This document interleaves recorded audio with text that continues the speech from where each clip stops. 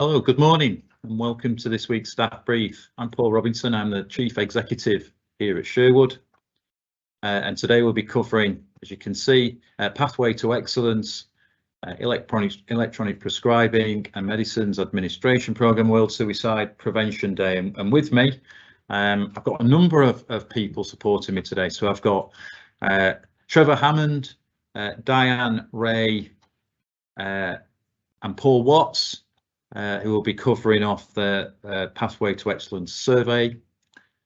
I've got Amy Goldston and Louisa Ward, who will be talking about World Suicide Prevention Day, and I'm hoping that we're going to be joined by Paresh to talk about EPMA.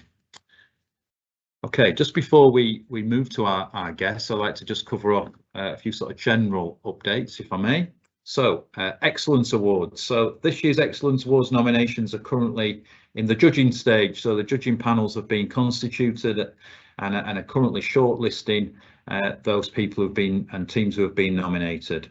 And the details of the shortlists will be revealed at next week's staff brief. So all happening this time next week.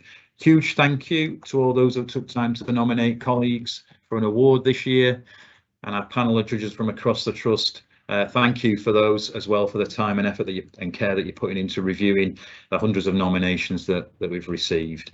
As I said, keep an eye out for further updates on the shortlist, but also on this year's Excellence Awards ceremony, and we look forward to sharing the outstanding stories that have been nominated across Team SFH with you all. So secondly, COVID vaccination programme update. So as we all know, COVID hasn't gone away from our hospitals, and that we're currently planning to kickstart our COVID autumn booster campaign from next week, so Monday the 12th of September. I'm sure that's very welcome to us all. And the vaccination services team will be operating from the vaccine hub at Kings Mill, which will be open from 8 AM to 8 PM, Monday to Friday, and on Saturdays from 8 AM to 2 PM. And the hub will be offering drop-ins and pre-booked appointments, so you can come and get your COVID boosters at those times. And colleagues will be able to access appointments and drop-ins at sites local to them, wherever they live. I know there's been a little bit of confusion about whether our Team SFH colleagues can already get their vaccines this week, but to be clear, it's only available for care home staff and residents at the moment.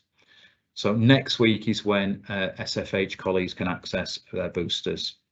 We're due to receive the delivery of the booster jabs later this week, so we'll keep you posted when we've got them and when we can start welcoming colleagues, patients and the wider public to come and get their boosters from Monday. Key message throughout all that is to keep your eyes on our bulletins over the next days and weeks. And we'll also welcome members of our vaccine services team onto next week's team brief, so we can talk through some of the finer details and what you need to know. Okay, lastly, heads up of something that's happening on Thursday. So Thursday is Tour of Britain Day. So the Tour of Britain returns to Nottinghamshire on this week, and we host this area hosts the 5th stage of the race on Thursday, as I mentioned, and the event starts in West Bridgford and finishes in Mansfield. Inevitably, there'll be some disruptions to traffic flow and road closures, meaning colleagues may need to look for alternative arrangements when travelling from and to work. If you need to see the details, if you're concerned about how your travel plans might be disrupted, then they can be found on the Mansfield District Council's website, and also we placed it in last week's bulletin, so if you can find that in your inbox, take a look at that. Okay, so that's my general updates. As ever, if you've got any questions, comments or queries, please use the chat function and we will try and cover them off as we go. Okay, so turn to the first of our guests today, and I'll firstly hand over to Trevor Hammond. So Trevor, give us an update on where we are with the Pathway to Excellence accreditation and the launch this week of the survey. Morning, Paul. Thank you ever so much. For those of you who don't know me, my name's Trevor Hammond. I'm one of the corporate heads of nursing. And I've got to say, I feel really lucky because I've been invited back here for the second week running. So last week, we came to have the opportunity to talk to you, to explain a little bit about Pathway to Excellence. We talked about it being an accreditation process and the benefits that we'd get from the organisation.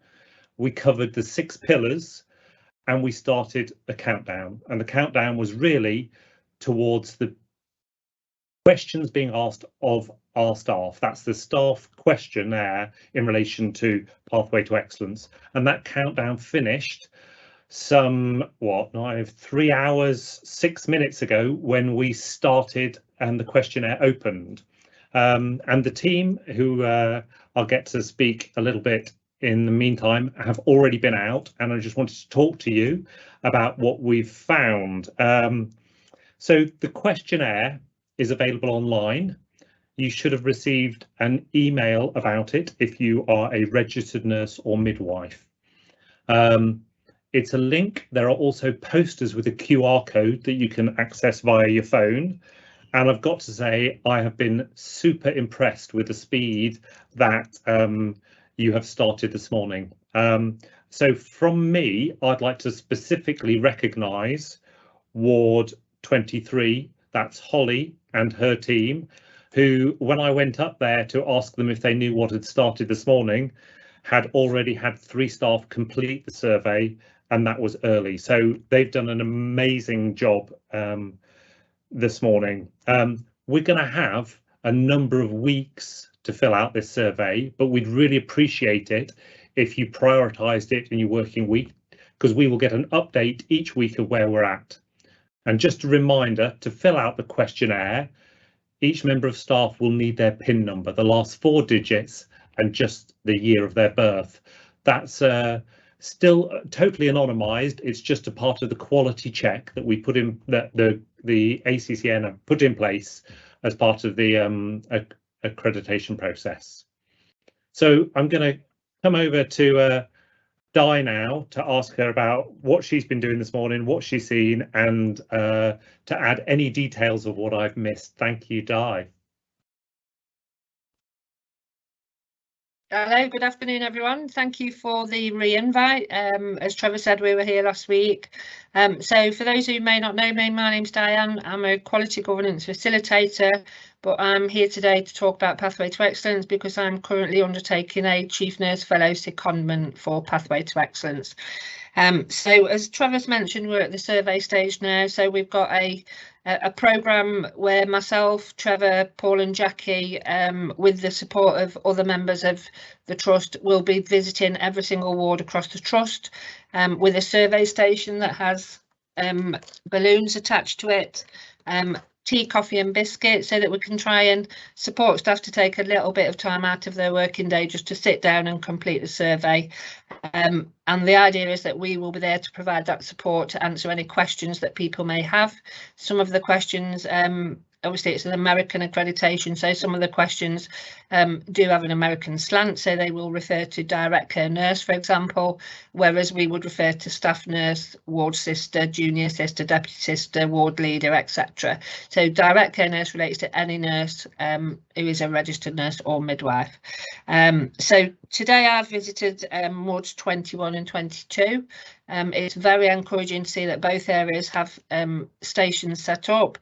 Both areas, some staff have already completed the survey and staff were willing to take time out of their day. So on 21, a member of staff requested a little bit of support logging in, which was provided.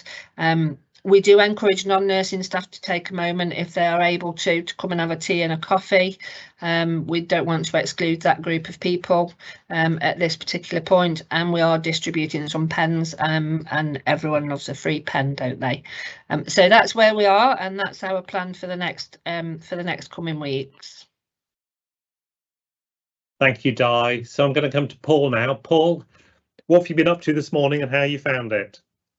Morning, Trevor. So for anyone who doesn't know me, my name is Paul Watts. I'm head of project communications, working on Pathway to Excellence, and I've been working on this project since I came into the Trust in September last year.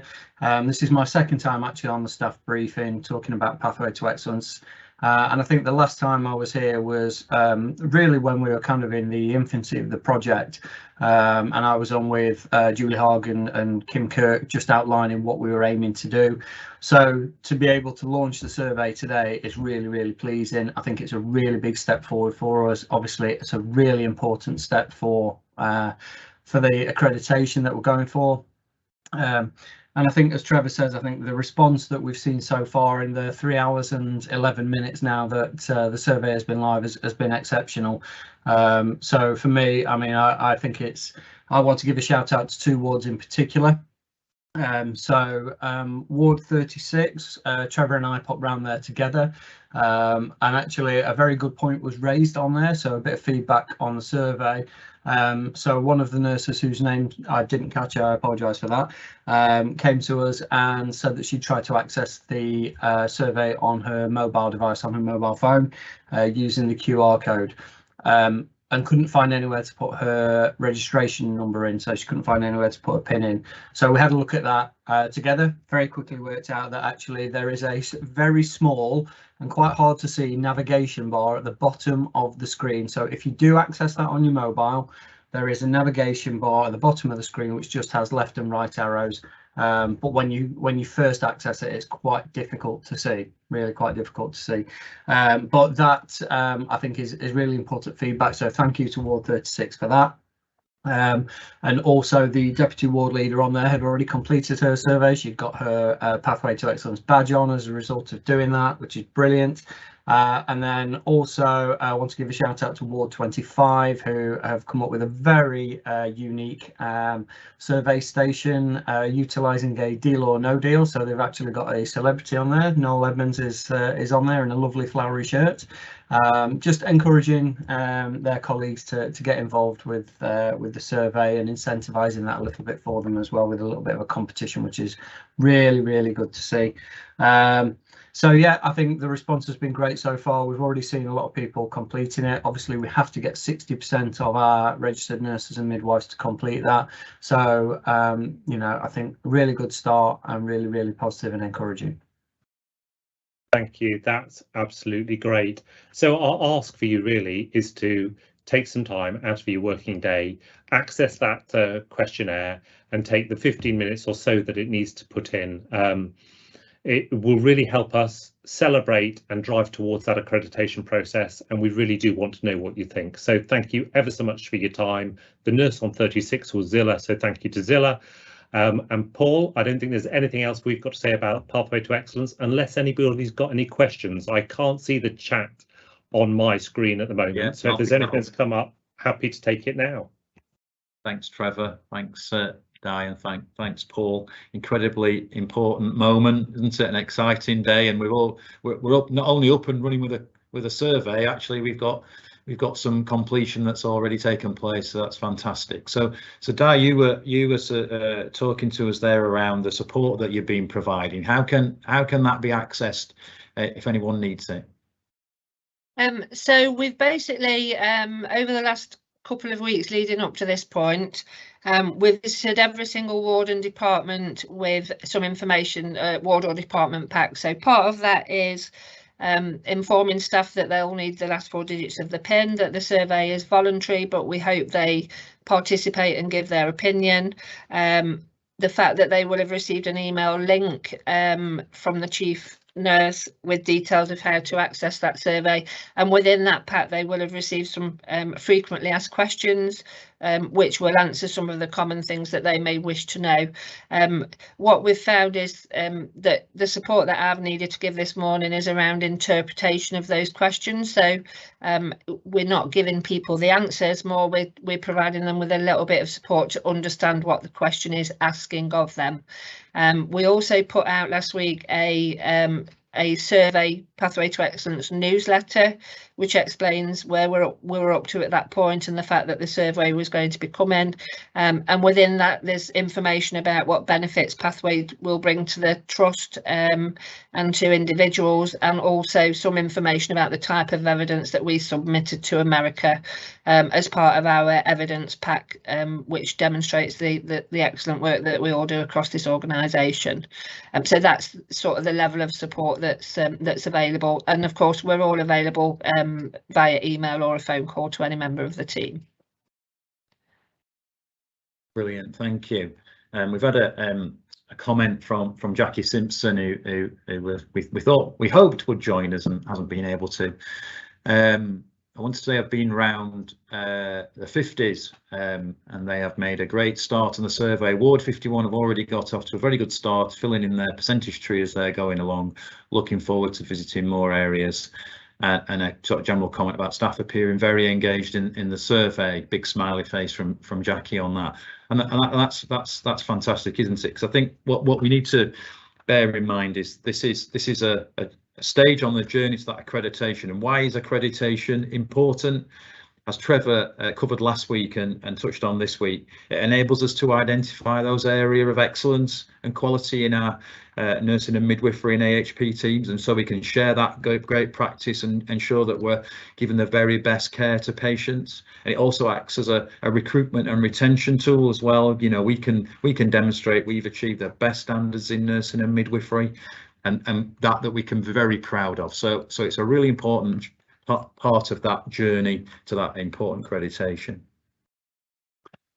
We've had a further comment from Kerry Hazard, who's the ward sister on sconce over at Newark. Sconce have a living room area with armchairs in front of our fireplace and a TV with TV and coffee on offer. And all our RGNs on shift have completed the survey today, so off to a great start. So thanks for that, Kerry. Brilliant. Okay, fantastic. Look forward to seeing you again, guys, on a future brief, so you can share more around the success on this and obviously a successful outcome when we reach the end of the survey. So thank you very much. So we had hoped to be touching on EPMA, our electronic prescribing program, but Paresh looks like he's being held up. So let's move straight across to Amy and Louisa.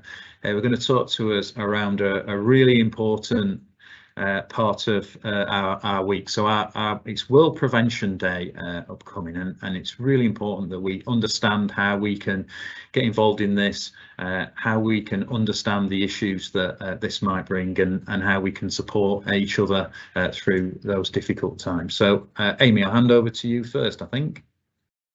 Thanks, Paul. Just wait for the window to go on.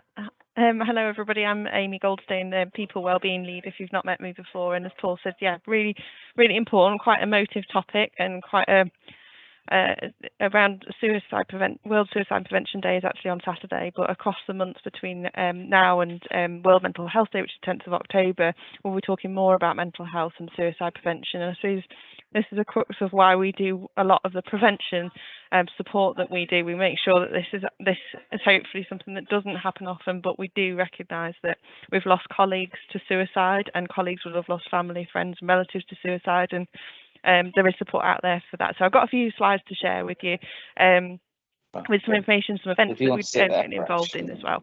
So I'll just pass over to Louisa to introduce herself, and then I'll come back and show you some of the information I've got. Thanks, Amy. Yeah, hi everyone, I'm Louisa Ward. I'm a Facilities Management Service Lead here at Sherwin Forest Hospitals, and suicide is quite an integral part of my life, having a very dear, close member of my family committing suicide. So to me it's very important just to get out there and be made aware of what we can actually do to support. Thanks, Louisa. I will just share some slides. Those that have seen me before, we often talk about the wellbeing email address being available for anyone that wants to be signposted into other support. But I'll just put that up on the screen. Sorry. Oh, I've got the wrong screen sharing. Sorry. I did this yesterday. 3 screens. There we go. Hoping everyone can see that. Yeah, so World Suicide Prevention Day is on Saturday, as I said. Some colleagues, including Louisa, have already got involved in some of the projects that Nottingham City and Nottinghamshire County Council are leading, because there's a big suicide prevention network that sits in there. It's really new, but They're doing a big project around sort of raising hope around life and prevention of suicide. So Mitchell Speed, who some of you will know, one of our colleagues in the trust, is really passionate about this topic and has shared his photo of hope and his smiley face there in the sunshine back in the heat wave. When it's something that he's really, really passionate about, like I say, supporting colleagues to prevent suicide. On the 10th of September as well, you can light a candle if you'd like to sort of acknowledge or remember those that we've lost to suicide. But also to make it okay to talk about suicide. It's very much okay to talk about suicide. It's okay to ask someone if they've had suicidal thoughts. In fact, it's really important to do that, particularly if you notice someone struggling. One of the big concerns people have is that if I mention the word suicide, that puts that idea into somebody's head, and it absolutely doesn't. If they've been thinking about suicide, they'd have already been thinking about it, and often it's a great relief when someone asks that question: had you been thinking about suicide? Are you okay? Are you okay, really? So if you'd like to get involved, do feel free to get involved in that, and obviously tag in. Our Wellbeing Wednesday next week is around mental health and suicide prevention, and I've got one confirmed guest, possibly two confirmed guests from some mental health charities coming to talk to us, so, and Louisa will be there as well. So another date for the diary if you want to get involved in that event. We'll talk about mental health and suicide prevention, what you can do to support your colleagues, but also what you can do obviously to support yourself. So some good news on the suicide front is that we have had a big reduction in rates of suicide since the 90s. I suppose the not so good news is that it's still too high. Any suicide is an absolute tragedy, and anyone that's lost someone to suicide will know that the bereavement and the grief from suicide is like no other, with lots of unanswered questions and that affect that person. So sort of good news, but it's like I say, we'd still like to support that. You'll see on the figures on the screen that the age group, particularly for men 45 to 64, it's one of the biggest killers of men in that age group. 21.4 people per 100,000 taking their own life. And some, I suppose, some quite harsh figures that I've got to share with you here. Actually, we know that 1 in 5 people have suicidal thoughts, but 1 in 15 people will attempt suicide at some point in their life, which is a really big figure. On average, 16 people die every day in the UK, and unfortunately, in thinking about where we work in our organisation, our nursing colleagues are 4 times more likely to take their own life than a colleague with another profession, and doctors are 2 times more likely as well. So I suppose this is why it's really, really important to us that actually we do our prevention work and we support people to help them feel well, happy at work and at home, really. So that's the serious side of, I suppose, why I'm here today. So I'm going to pass over to Louisa, who's going to share with you where people can get support, where you can get support for colleagues, yourself, friends, family, and the like. So over to you, Louisa. Thanks, Amy. Yeah, this is really good advice and support where to go to. I know when I went through a loss of someone very, very close to me, I didn't have this support. So I struggled with mental health issues myself, but, you know, knowing now that there is support out there, I would honestly say, shout out. We all suffer in one way or another when we're supporting someone who's hitting that crisis point in their life where they're wanting to take their own life. But there is other support out there where you can get that guidance from. We've only got a couple of contact details on this slide here. However, on the bulletin board for the communications, Amy's put a brilliant communications together, and it gives you additional support guidance and where to go to. So you've got your crisis line, Samaritans, Calm, the Hub of Hope, the Silver Line and Papyrus. So we've got a range of different support groups which covers different age ranges. Mine was in the 70s bracket, but I have supported recently one of my friends, her daughter. I've mentored her through this with being a survivor of someone who's committed suicide. It's very strong for me to support others who having these feelings because I've been on the other side. I know what it feels like. So if I can share any of my experiences and help that one person, then that's what I'm here to do as well. So not just for family members, but if you need someone to talk to, you know, from work, you can always come to me and speak. I'm quite open and honest about my experiences and what I've actually gone through. But, you know, we are here to support, so please do talk to someone and don't be afraid. There is a stigmatism with suicide, there always has been, but it's now the time to start being open and honest and talking about it. We are here to support, and this is a brilliant support website and information what we can take forward. So thank you, Amy. Thank you, Louisa, for sharing your real honest and own personal experience of this. I say the bereavement by suicide, but also struggling ourselves. So the other resource on the very bottom of there is the Survivors of Bereavement by Suicide charity. So I really wanted to draw people's attention to that, because if you have ever lost someone to suicide, or you've been touched by losing someone to suicide, that's a charity is run by volunteers that have also lost perhaps friends and family to suicide, and it's a really actually quite positive in terms of the support that they get involved in and support families that have gone through this. Like I say, grief and bereavement by suicide is different to other bereavement. Not to wonder, I was going to say all bereavement is really, really tough, but suicide can leave people with worries of could I have stopped it? What happened? Why did that happen? And it's hard to handle. So there is charities out there to support. And likewise, obviously, if you come across a colleague who's struggling, if you're with someone at the time who says, actually, I've been really thinking about suicide, and you're concerned about them, you can ring the mental health crisis line there and then and speak to someone. Of course, if someone's in immediate danger, it is going across to ED with colleagues. But yeah, the Nottinghamshire Crisis Line can help signpost people into different resources and support and different mental health support if needed as well. So, sorry, enough on support. I think I've said the word support far too many times there. And click across. The other thing you can do is a 20-minute training session. That's all it takes, 20 minutes to learn a little bit more about suicide and help with your confidence about asking and talking about this topic. I say it only takes 20 minutes, completely free, with the Zero Suicide Alliance. So I'd highly recommend anyone that can spare 20 minutes to undertake this. And it will, it's not quite live yet, but it will be embedded into our e-learning academy as a link as well. So you'll be able to find it easy through the Sherwood Academy. But if you just put Zero Suicide Alliance in or even Zero Suicide Training, you'll see the free 20-minute. You can go on obviously to do a little bit more than that as well. The final thing I really wanted to recognise is actually if you support someone who's been feeling suicidal, even though you've been okay yourself, it can affect you, and sometimes you need that conversation. So feel free to reach out for support, whether it's through our wellbeing email address or through some of the other the numbers as well that we've already put up on the screen. But it's, I suppose the message being that it's okay to talk. It's okay to talk about suicide, and it's okay to ask, and it's okay to ask more than once. So it was just really any questions, and apologies I did it by slides. I was so worried I'd forget to tell you something or something on there, but yeah, if anyone's got any questions, that's all the bits I wanted to share with you today.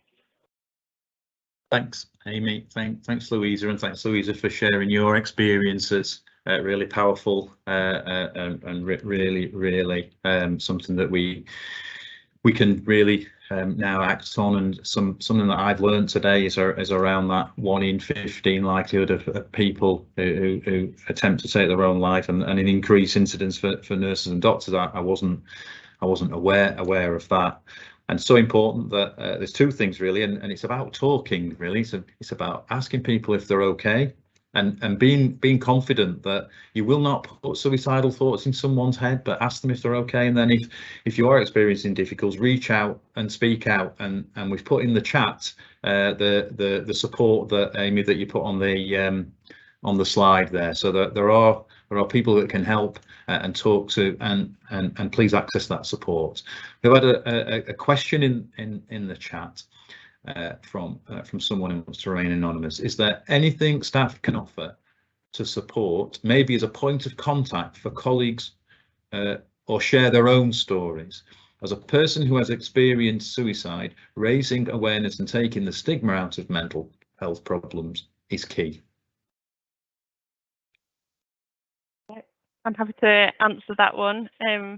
Absolutely. We've in the communications I'm putting out in this Thursday, we've got one staff story that's been shared before from a colleague who we're very grateful for sharing that experience. And if anyone wanted to do the same, so through a Sherwood Voices blog or a video, be more than happy in the wellbeing team to support you to do that, so we can put that out obviously virtually. And I definitely encourage you to join the Wellbeing Wednesday if possible next week as well at 12:15 next Wednesday, because that's a really good opportunity. There'll be people in there that are like-minded and perhaps again for sharing experiences. So it depends how much you're happy to share, and if you like being filmed or you like writing, whichever. More than happy to do that, because absolutely I think reading and hearing real life stories, people that have gone through this, is so powerful. It's what makes a difference really to putting out our messages. So yeah, just get in touch on wellbeing@nhs.net. SFH-tr.wellbeing@nhs.net. I think I've tried to pop it in the chat as well. Thank you, Amy, and there's more thank yous coming in to Louisa for sharing your story and your experience and the support that you're giving to colleagues. So thank you again. And we just to conclude on this, World Suicide Prevention Day is Saturday the 10th of September, and we can show our support by lighting a candle at 8 p.m. Yeah, okay. Thank you, Amy. Thank you, Louisa. Paresh, you've joined us. So pleased you were able to overcome your technical difficulties, probably by just moving rooms and kit, I'm guessing. So you're able to join us now. That's great. And you're here to give us an update on something that we started to celebrate a few weeks ago, and that's the rollout of the electronic prescribing, the EPMA project. So give us an update on that if you can, please, Paresh. Thank you very much for inviting me here. And I'd also like to thank Louisa and Amy with regards to the previous topic, which is again close to my heart, having seen somebody go through that. It's a tough time, and I think the support they offer is brilliant. But coming back to what I'm here to talk about, EPMA, electronic prescribing and medicine administration. As Paul said, we've rolled out across the medicine team and the medical wards in the latter part of April and in May. So they're all live. They've been using it for a few months now. We're all kind of more or less used to it on medicine. However, we're in the next phase now. So we've started rolling out prescribing across the surgery division. So we went live on 2 wards yesterday. We're doing 2 today, 2 tomorrow, and then we're going to day case and theatres, where they'll all be digitising the prescriptions.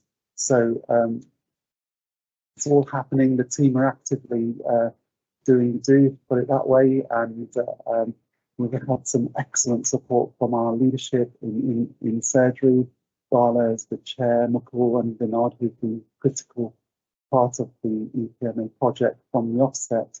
So they've been fantastic. We've had some great support from our nursing colleagues as well. We were speaking to Trevor earlier about rolling out across surgery, and you know, again, it's fantastic to have senior support from everybody, including yourself, Paul. So things going well.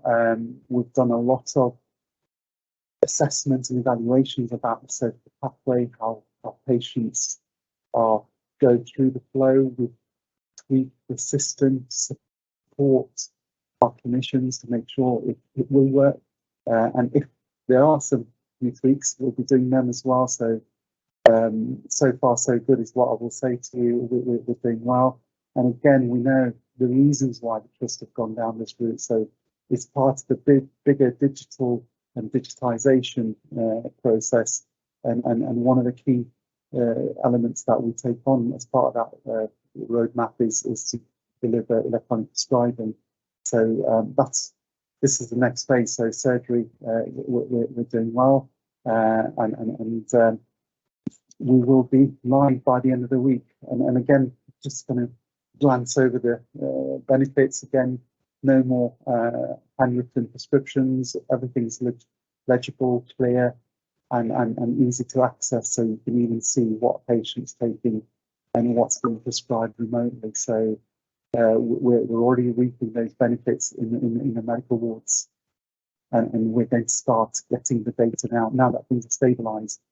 We're going to start utilising the information within the system to make it even more safer for our patients and even better for our colleagues who are working in the units.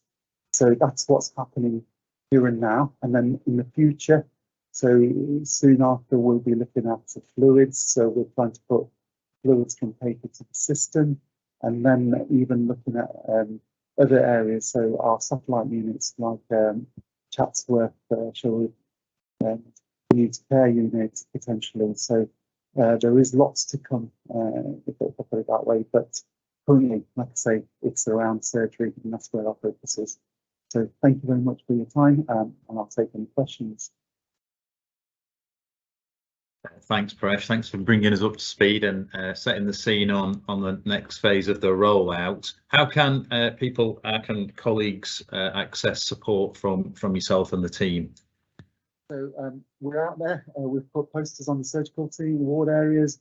We've also got email access. So there is a EPMA email address that you can reach out to, or just reach out to myself, and I'll put, I will make sure that we can support the individuals, whether it's training, whether it's a question, we'll do our best to answer them. So any way, even continue to reach out to me. So quite happy for anybody to, any avenue will support that.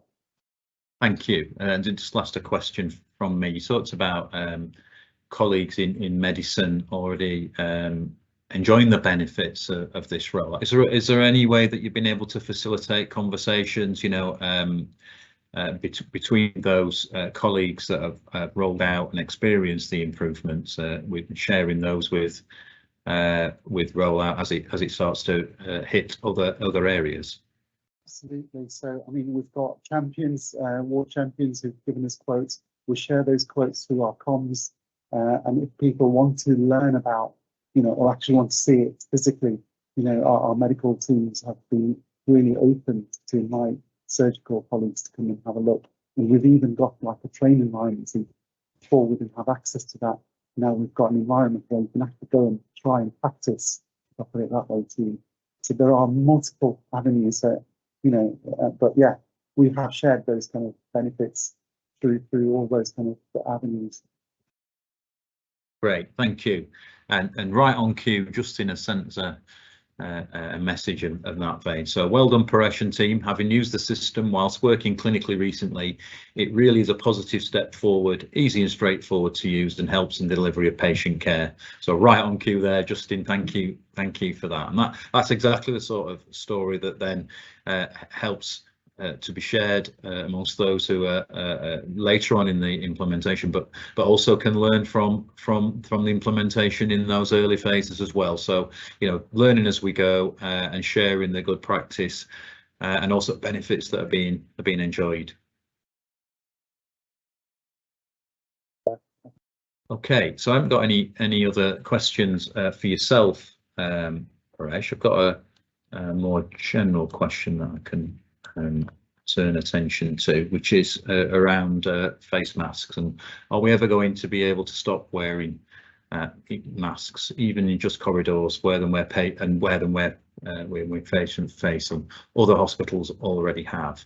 So on that, we do keep it under weekly review. So our approach to infection prevention control is not always aligned with other hospitals and other trusts. We understand that. Our approach is influenced by the experience that we had when we did remove face coverings, where within a couple of weeks we had a number of staff and patient outbreaks, and we're really cautious at this time, certainly in September, when schools, colleges, people are returning, people are returning from holidays, students are returning to universities very soon, that is a high risk to community infections. So we will keep that under constant review and scrutiny, and we review that on a weekly basis. But at the moment, we think that the strategy that we have here at the Trust is the right one. It keeps patients safe, it keeps colleagues safe, and it keeps colleagues safe in terms of maintaining service delivery as well. What we found when we removed face coverings was that we had a number of staff outbreaks, and that then brought into risk service delivery as teams were becoming infected and having to spend time at home and having time off together. So at the moment we think we're taking the right approach. It's a cautious approach. It's not necessarily the same cautious approach that others are taking, but we think it's right for Sherwood and right for our patients. Okay, so no other questions. Thank you to everyone who's joined today, to Amy and Louisa, to Paresh, to Paul, Di and Trevor, to Jackie, who tried to join but managed to feed her comments in. Thanks to Paresh for overcoming the technical difficulties. Thanks to everyone for joining the staff brief today. Hope you have a safe week, a good week, and we'll see you again next week on the brief on Tuesday at 12 o'clock. See you then. Bye. Thank you. Bye. Bye.